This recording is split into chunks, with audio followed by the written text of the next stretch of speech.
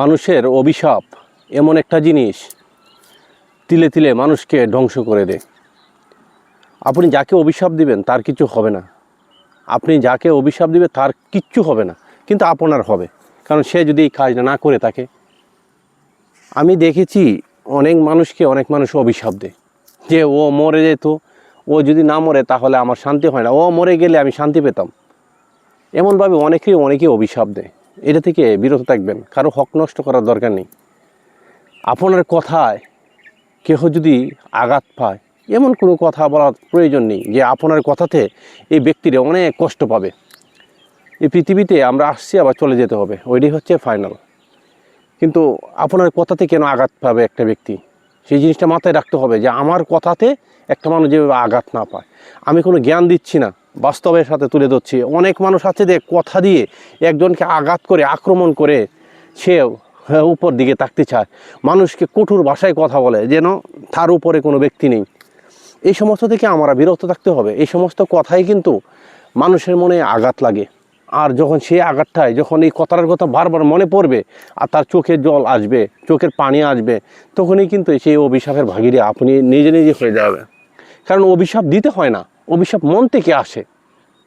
বাস্তব, অভিশাপ মন থেকে আসে, এটা বিশ্বাস করতে হবে। অভিশাপ মন থেকে আসে। আমি দেখেছি আমার চোখের সামনে অনেক মানুষ অনেক অহংকারী ছিল, অনেক শক্তিশালী ছিল, অনেক প্রভাবশালী ছিল। নাম শুনিলে তারা মানে ভয়ে অন্তর কেঁপে উঠছে। আজকে তারাও কিন্তু এই পৃথিবীতে নেই, অতএব তারাও কিন্তু ধ্বংসের মুখে। তাহলে আমি একটা কথা বলতে চাই, আমি কাউকে কেন্দ্র করে কথা বলতে চাচ্ছি না। এমন কাউকে কিছু করা যাবে না যে কথাটাতে তার ভীষণ মনে আঘাত আসবে, যে কথাটাতে তার অন্তরটা কেঁপে যাবে, যে কথাটাতে হৃদয়টা ভেঙে যাবে। মানুষকে সহানুভূতি করে কথা বলা শিখুন। মানুষকে সহানুভূতি করে যখন আপনি কথা বলবেন, তখন দেখবেন মন থেকে আপনার জন্য মানুষ দোয়া করবে। আর মানুষকে যখন আঘাত দিয়ে কথা বলবেন, কঠোর ভাষায় কথা বলবেন, তখন কিন্তু মানুষ হৃদয় থেকে অভিশাপ চলে আসে, অন্তর থেকে অভিশাপ চলে আসে।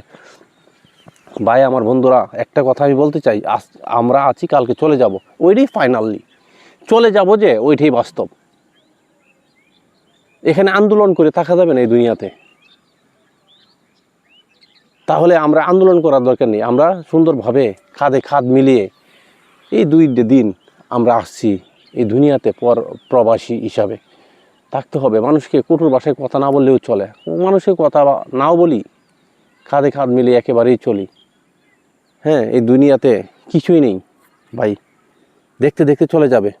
সবাই ভালো থাকবেন। আমার কথাটি যদি ভালো লাগে তাহলে আমার পাশে থাকবেন, আর ভালো না লাগলে কিছু বলার নেই, এর চেয়ে আমি কিছু জানি না।